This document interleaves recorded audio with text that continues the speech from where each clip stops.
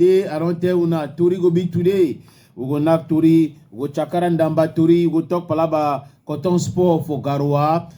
We talk Senjitab the lie and Sinafox say they talk big lie. We go talk to palaba Mark Breeze. We like say it fear for say me Cameroon. He go for that tournament for Marrakech. We go see what it go happen, and then we go talk to Fabrice Ondwa. Fabrice Ondwa, where a club don't propose he say they prolong a contract. He say change name of fee, and then we go talk Young Sport Academy too for that side for Bamenda. Emma Mimbawe na president. He talk how he meet up Samuel Etofis, and he say Etofis no get no intention for say may no give money for club them. Say no intention. Say no explain for he say if una no show justification so una dey pay salary, that money I no fit give una.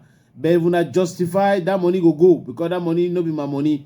So now the news that we go there. Today we go talk again too about some Remewe Kongosa come say it say beings for that side for Zepo na for Douala and say that beings it put na water for people where they don't quarter. And then so way it must have been Bonnie. We be give another news. We hear now say that man he don't quarter, he don't die, he don't sleep straight like ruler.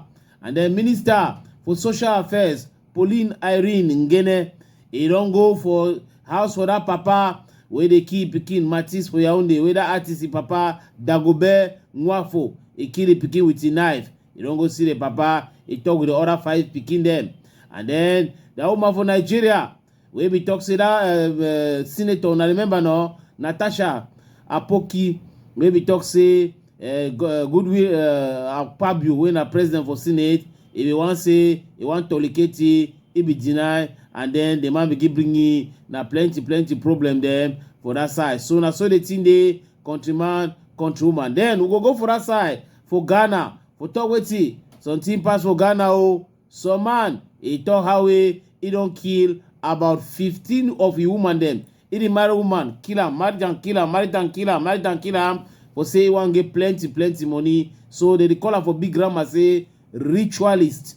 So countryman, countrywoman, how will happen so? If I say more start now with that story, we come up for Ghana because that story it don't pass my power.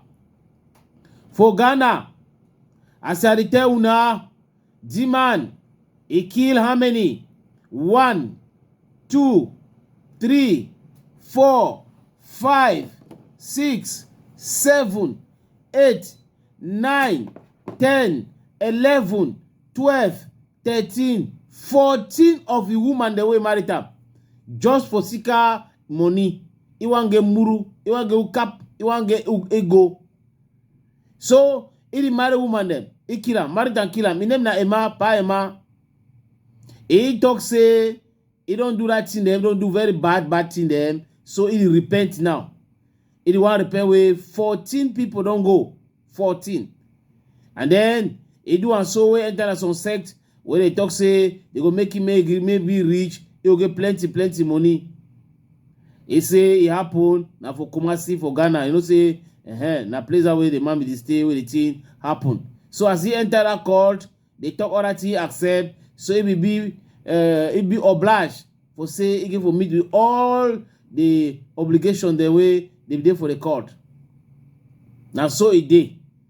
So he get plenty money now. Now the answer I say government for Ghana, they not go put their hand for the matter say, may they see how we they fit debunk, they fit destroy that sect.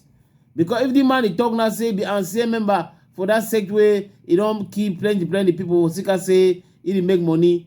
Una fit imagine what go happen. So he kill him, he take woman, marry him, he knock him, he die.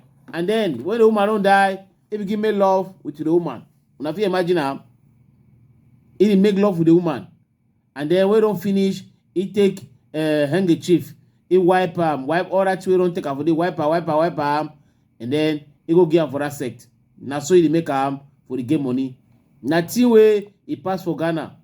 For Kumasi. Now Emma Yiseseb, he talk the matter, countryman, countrywoman. Now the two I want to say more start with that one. More understand how the thing the trongo. Tori day.